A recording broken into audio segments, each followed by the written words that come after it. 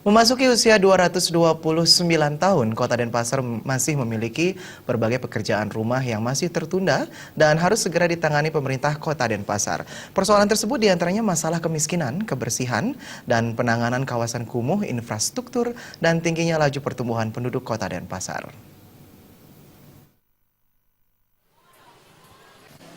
Kota Denpasar sebagai ibu kota Provinsi Bali bagaikan magnet bagi para pendatang baik dari dalam Pulau Bali maupun luar Pulau Bali. Tingginya laju pertumbuhan penduduk ini tentu saja berdampak terhadap berbagai permasalahan sosial, sehingga perlu mendapat perhatian khusus oleh pemerintah kota.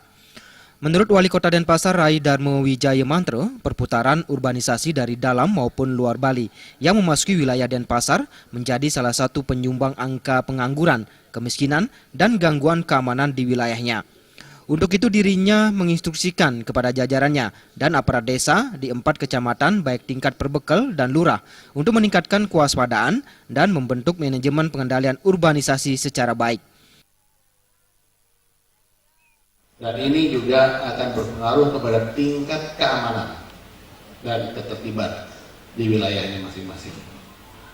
Nah, untuk itu dalam tingkat kewaspadaan diperlukan di dalam perbekel dan daerah dan juga tentunya kecamatan adanya manajemen pengendalian urbanisasi secara baik di Kota Denpasar untuk jangka panjangnya. Selain itu pada kesempatan yang sama, Rai Mantro juga mengatakan selama ini pendataan dan penertiban terhadap penduduk pendatang sudah semakin diperketat.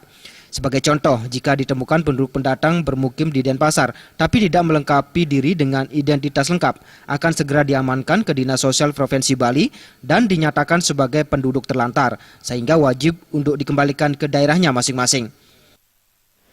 Seperti halnya yang kita lihat sekarang ini, bagaimana orang itu datang dengan, yaitu kalau Pak Kadek bilang dengan fotokopi KTP, dan ini tidak ada fotokopi KTP juga, itu datang. Ya.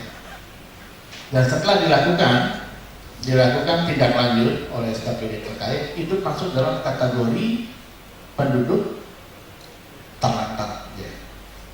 Dan itu sudah dikirim oleh Dinas Sosial kita dan transit kita, karena ini penduduk terlantar memang harus dikembalikan ke wilayahnya, sudah dikirim ke wilayah provinsi untuk mengembalikan. Tapi memang di sini sepertinya kita belum ada koordinasi yang baik, dana pengembalian ini juga cukup besar, tidak ada pengembalian.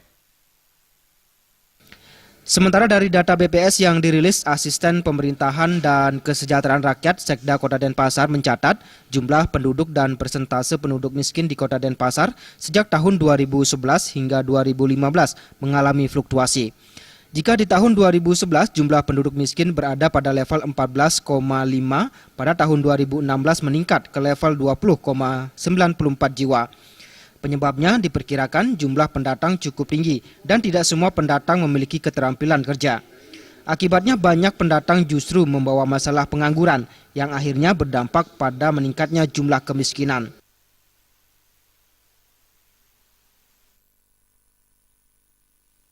Ari Wiratmaja.